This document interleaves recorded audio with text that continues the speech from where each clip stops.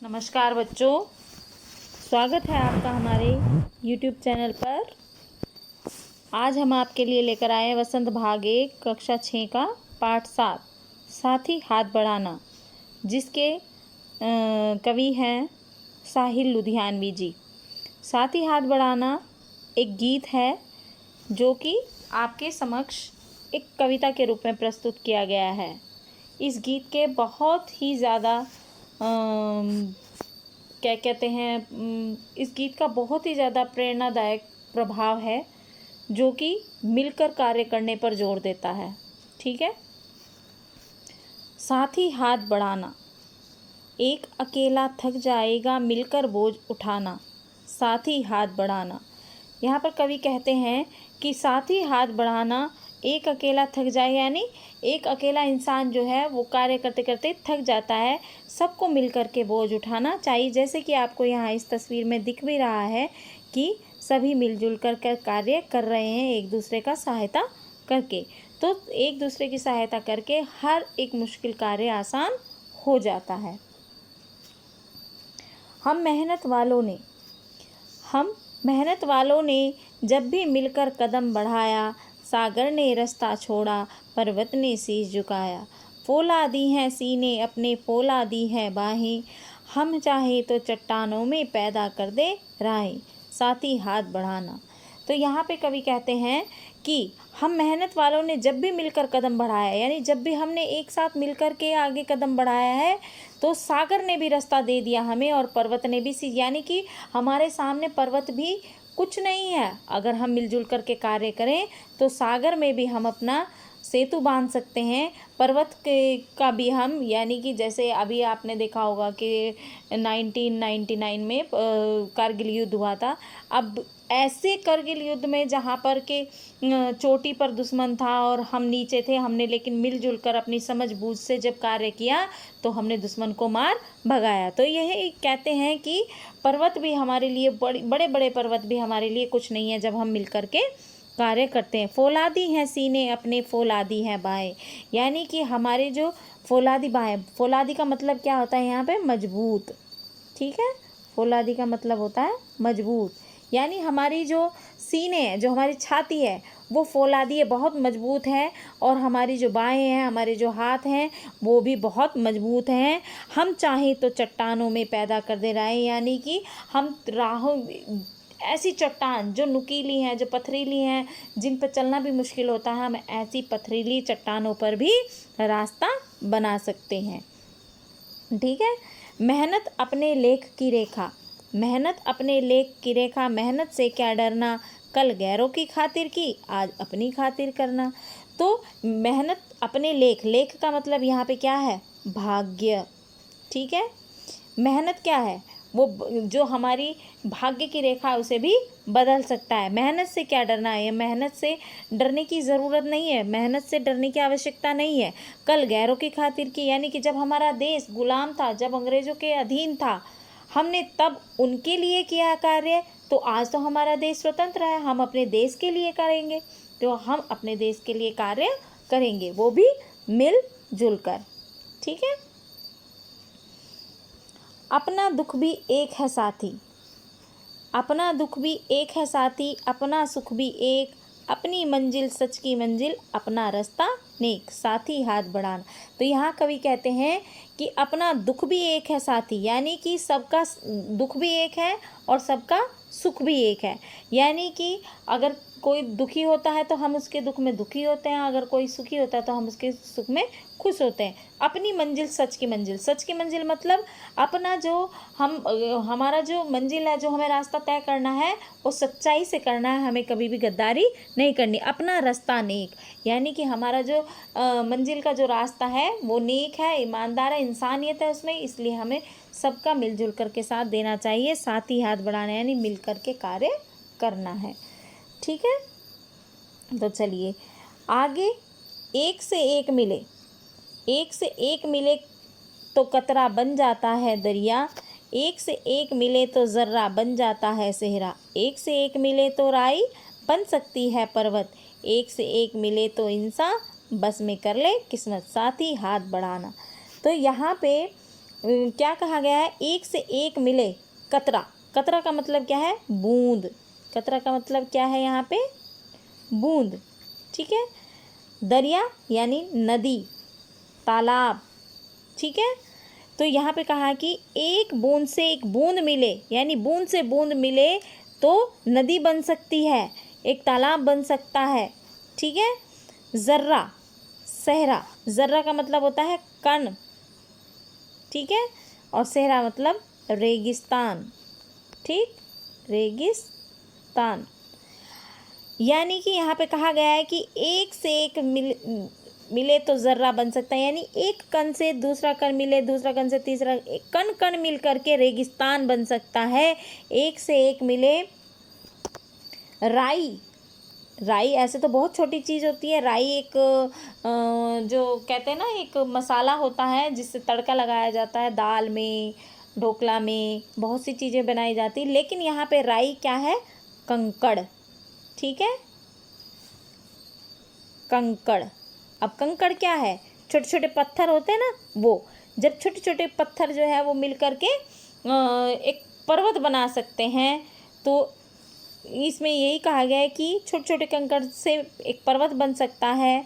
फिर है यहाँ पे, एक से एक मिले तो इंसान बस में कर ले किस्मत। अगर एक इंसान से दूसरा इंसान मिल जाए, एक इंसान दूसरे इंसान से मिल कर के कार्य करे तो किस्मत भी बस में हो जाती है। हमारे जैसे कि हमारा देश है, अगर हम सब मिलजुल करके अपने दुश्मनों का सामना करें तो दुश्मनों की हिम्मत नहीं कि हमारी तरफ आँख उठा कर भी देखे। साथ ही हाथ बढ़ाना, तो यहाँ कहा गया है कि साथ ही मिल कर के कार्य करना चाहिए, हाथ बढ़ाकर दूसरे की तरफ हाथ बढ़ाना चाहिए, दूसरे की तरफ हमेशा मदद करना चाहिए। तो इसे यहाँ पर साहिल लुधियानवी जी ने बहुत ही अच्छी तरह से आपको बताया है कि हमें कैसे कार्य करना चाहिए और किस तरह से हमें रहना चाहिए। ठीक है। तो चलिए अब इसका अभ्यास कार्य में ये आपके प्रश्न दिए गए हैं। अगर इन प्रश्नों के उत्तर चाहिए तो आप हमें कमेंट बॉक्स में लिख करके भेज सकते हैं, तो हम इसके लिए आपकी वीडियो बना देंगे। अब है गीत से आगे का, अपने आसपास तुम किससे साथी मानते हो और क्यों, इससे मिलते जुलते शब्द और शब्द भंडार में जोड़ो। यानी कि जो साथी शब्द है, इससे मिलते जुलते शब्द आपको बनाने, जैसे साथी, हाथी, इस टाइप के बहुत से शब्द ऐसे हैं जो कि आप मिल कर के बना सकते हैं और अपने शब्द भंडार में जोड़ सकते हैं। शब्द भंडार क्या होता है, जो आपका ज्ञान है, जिससे कहते हैं ना कि जब एक खाली बॉक्स होता है तो कुछ भी नहीं उसमें से, हम किचन में अगर आपकी मम्मी होती हैं, किचन में अगर डब्बे खाली होते हैं तो उनको ये सोचने में बड़ा टाइम लगता है कि बनाना क्या है। लेकिन अगर वहीं डब्बों में कुछ ना कुछ भरा हो, दाल, चावल या जो भी कुछ भरा हो, तो मम्मी को सोचना नहीं पड़ता। उसी तरह से ज्ञान होता है, दिमाग होता है।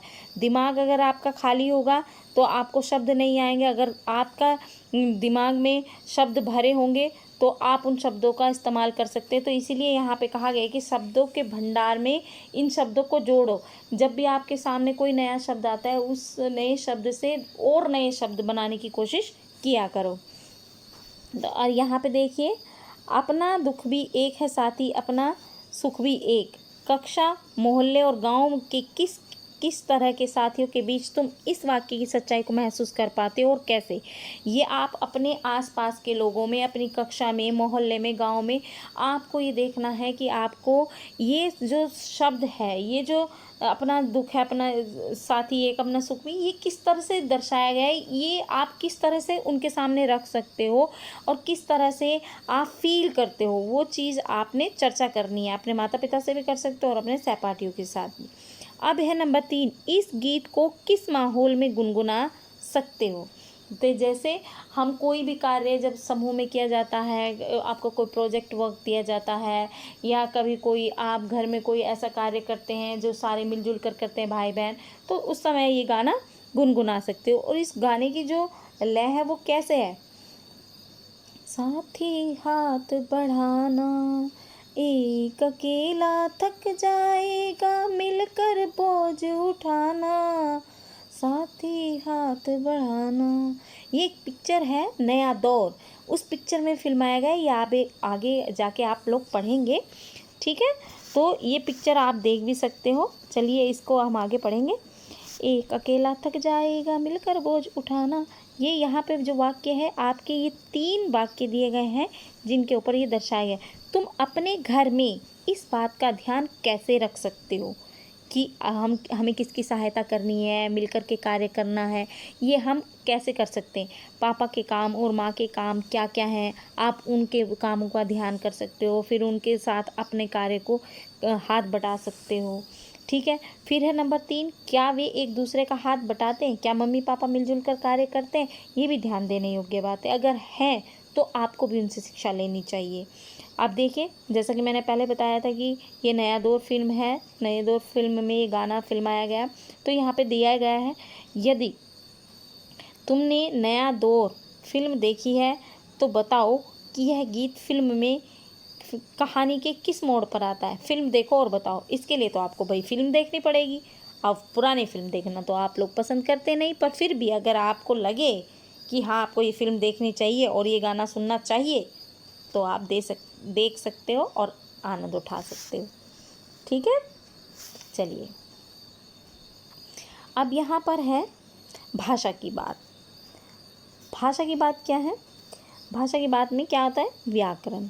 अब नंबर 1, अकेला चना भार नहीं फोड़ सकता और एक मिलकर 11 होते हैं। तो ये जो है ये क्या है? कहावतें हैं। क्या है ये? कहावतें।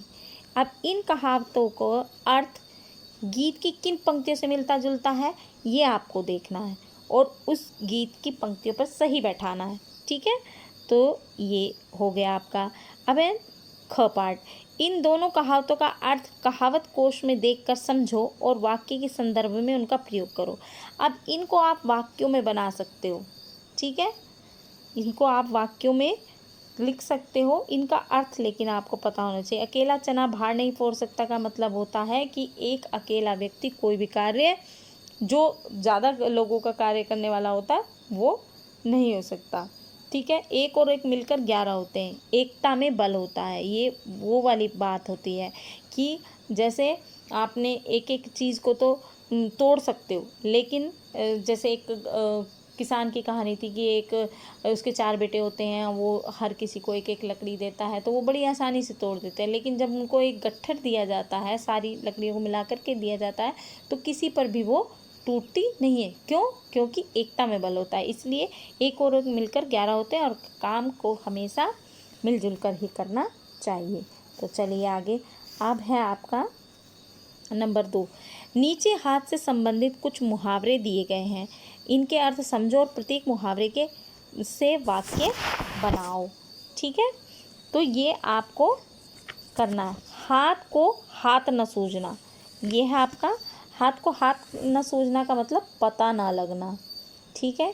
कोई भी कार्य जब किया जाता है, इस तरह से गुप्त तरीके से कोई कार्य किया जाता है, हाथ को हाथ का पता नहीं चलता, यानी कि बराबर में रहने वाला या आपका कोई कितना भी क्लोज हो, उसे उस बात का पता ना लगना। ठीक है। हाथ को हाथ न सूझना। ठीक है। हाथ साफ करना। अब ये हाथ साफ करने का मतलब क्या होता है? कोई भी कार्य जैसे कोई चोरी करना हो गया या ऐसे इस तरह से काम करना कि किसी को पता ना लगे, हाथ साफ कर देना और सामने वाले को पता भी नहीं चले कि हो क्या रहा है। दूसरा है हाथ पैर फूलना। हाथ पैर फूलना का मतलब क्या होता है? घबराना। ठीक है। या आपने अपने वाक्यों में लिख सकते हो, जैसे सांप को देखते ही मेरे हाथ पैर फूल गए। जैसे हाथ साफ करना का क्या हो सकता है कि चोर दुकान में घुसा और उसने 3-4 वस्तुओं पर हाथ साफ कर दिया, पता भी नहीं चला, यानी या किसी का नाम आप ले सकते हो। एक व्यक्ति आया और उसने सारी दुकान के 3-4 चीज़ों पर हाथ साफ कर दिया। अब है हाथों हाथ लेना। हाथों हाथ का मतलब होता है तुरंत। अब तुरंत क्या होता है? कोई भी कार्य तुरंत करना। ठीक है। कोई भी कार्य तुरंत करना। जैसे क्या हो गया हाथों हाथ लेना का? अभी जैसे एक व्यक्ति दूसरी मंजिल से नीचे गिर गया, उसको हाथों हाथ हॉस्पिटल पहुंचाया गया, यानी तुरंत। ठीक है। चलिए, अब है आपका हाथ लगना। हाथ लगना का मतलब अचानक कुछ मिल जाना। ठीक है।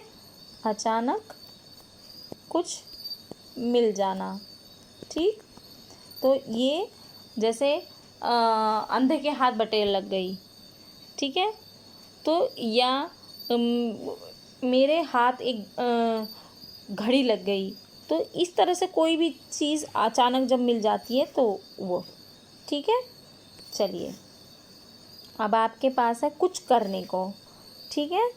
ये आ गया आपका कुछ करने को, यानी कि पहला, बात करते समय हाथ हमारी बात को प्रभावशाली ढंग से दूसरे तक पहुंचाते हैं।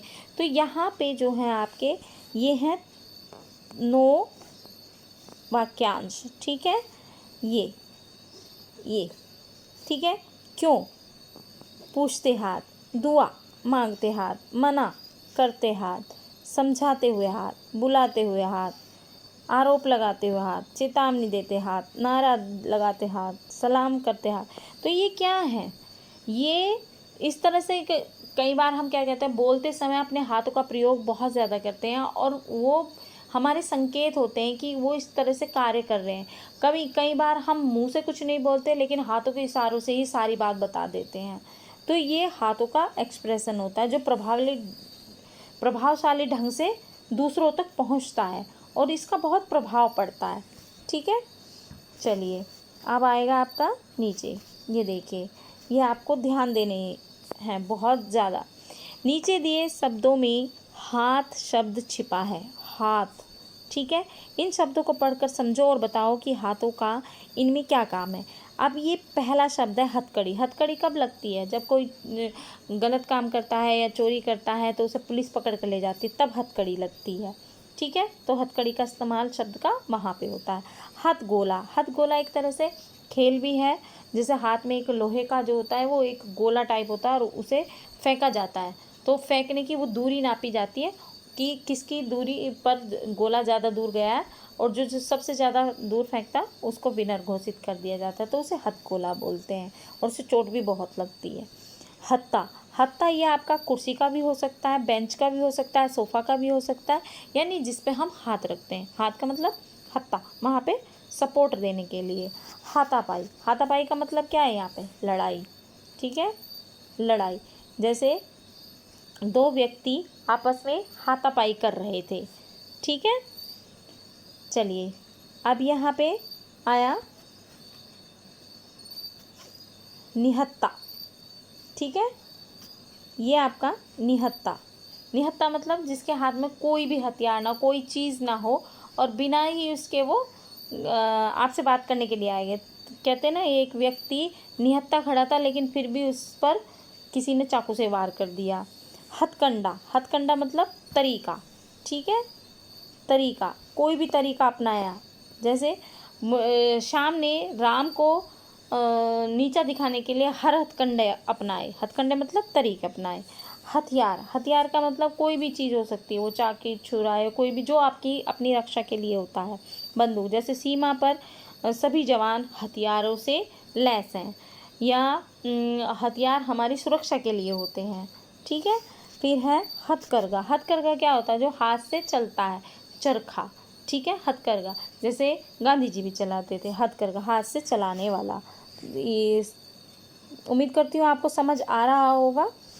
अगर कहीं भी आपको समझने में कोई भी परेशानी आ रही है तो आप अपने कमेंट बॉक्स में लिख करके भेज सकते हैं, हम उसको आपकी जो भी समस्या है उसको दूर करने का प्रयास करेंगे, ठीक है। चलिए, यहाँ पे आपका है ये नंबर 3, इस गीत के जिन शब्दों में नुक्ता लगा है उन्हें छांट कर लिखो और जो शब्द तुम्हारे लिए कुछ नहीं है उनका वाक्यों में प्रयोग करो। नुक्ता मैंने आपको हर एक चैप्टर में बताया कि नुक्ता कहाँ लगता है। नुक्ता फारसी शब्दों में लगता है जो हिंदी में प्रयोग किए जाते हैं, जैसे ज में लगता है, फ में लगता है, ठीक है।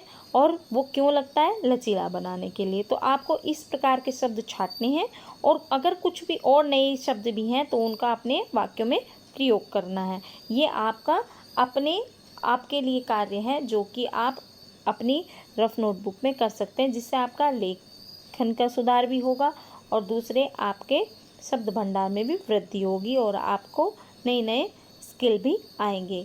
अब है नंबर 4, कल गैरों की खातिर की, आज अपनी खातिर करना। ये एक वाक्य है, ठीक है।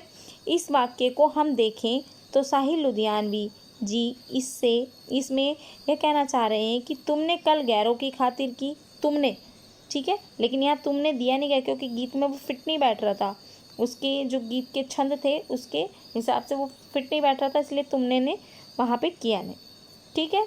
खातिर की, मेहनत की और आज अपनी खातिर करना, यहाँ पे मेहनत भी नहीं दिया गया था। इस वाक्य में तुम करता है जो गीत की पंक्ति में छंद बनाए रखने के लिए हटा दिया गया है। उपयुक्त पंक्ति में रेखांकित शब्द अपनी का प्रयोग करता तुम के लिए हो रहा है, इसलिए यह सर्वनाम है। ऐसे सर्वनाम जो अपने आप के बारे में बताए निजवाचक सर्वनाम कहलाते हैं। निज का अर्थ होता है अपना, निज का अर्थ क्या होता है? अपना, ठीक है। निज वाचक सर्वनाम के 3 प्रकार होते हैं, जैसे कि यहाँ पे दिया भी गया है। मैं अपने आप या आप मतलब घर चली जाऊंगी। बब्बन अपना काम खुद करता है, ठीक है। यहाँ पे है ये सुधा ने अपने लिए कुछ नहीं खरीदा। तो ये इस प्रकार के शब्द हैं। अब ये होते क्या हैं? निजवाचक सर्वनाम जो है, सर्वनाम क्या होता है? संज्ञा के दोहराव को रोकने के लिए जिन शब्दों का प्रयोग किया जाता है उसे सर्वनाम कहते हैं। अब सर्वनाम जो है उसके 6 भेद होते हैं। नंबर 1 होता है पुरुषवाचक, नंबर 2 होता है निश्चयवाचक, नंबर 3 होता है अनिश्चयवाचक, नंबर 4 होता है प्रश्नवाचक, नंबर 5 होता है संबंधवाचक और नंबर 6 होता है निजवाचक। निजवाचक जो कि अपने लिए होता है, ठीक है। तो यहाँ पे वही निजवाचक सर्वनाम का आपको दिया गया है जिसके बारे में आपको लिखना है, ठीक है। तो निजवाचक समझ आ गया आपको, जो अपने लिए स्वयं के लिए कार्य करता है, ठीक है। ये देखिए यहाँ पे अब तुम भी निजवाचक सर्वनाम के निम्नलिखित रूपों का वाक्यों में प्रयोग करो। नंबर 1 है अपने को, नंबर 2 है अपने से, नंबर 3 है अपना, नंबर 4 है अपने पर और नंबर 5 है अपने लिए और नंबर 6 है आपस में। तो इनको आपने वाक्य प्रयोग करते हुए अलग करना है, ठीक है, कि मैं अपने को सर्वश्रेष्ठ समझता हूँ, या मैं अपने से तुम्हें ज़्यादा सर्वश्रेष्ठ समझता हूँ, या मैं अपना कार्य करता हूँ, मैं अपने पर गर्व करता हूँ, मैं अपने लिए यह कार्य कर लूँगा, मैं और तुम आपस में दोस्त हैं। तो इस तरह के वाक्य आप इनसे बना सकते हैं। इससे आपको अंतर भी समझ आएगा और जो व्याकरण है उसको जो भी आपको समझाया जाता है वो आप अपने प्रैक्टिकल करके देखा करो घर पर ही, क्योंकि हम जब भी कोई कार्य करते हैं, हम उठते हैं बैठते हैं, हम हर समय व्याकरण से संबंधित होते हैं। बस हमें हर समय देखने की ज़रूरत होती है कि है क्या, ठीक है। अब यहाँ पे देखिए ध्यान देने योग्य शब्द। ध्यान देने योग्य शब्द मतलब बोझ, फौलादी।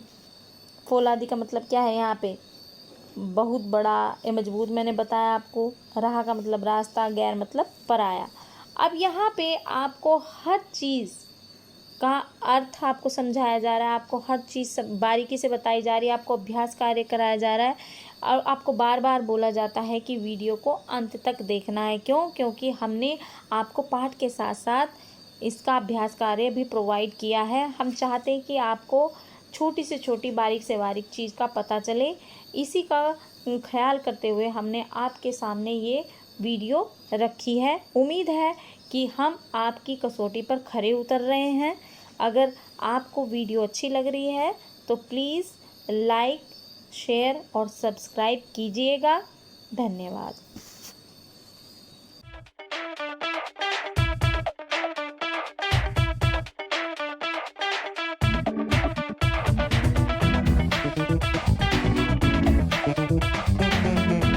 Thank you.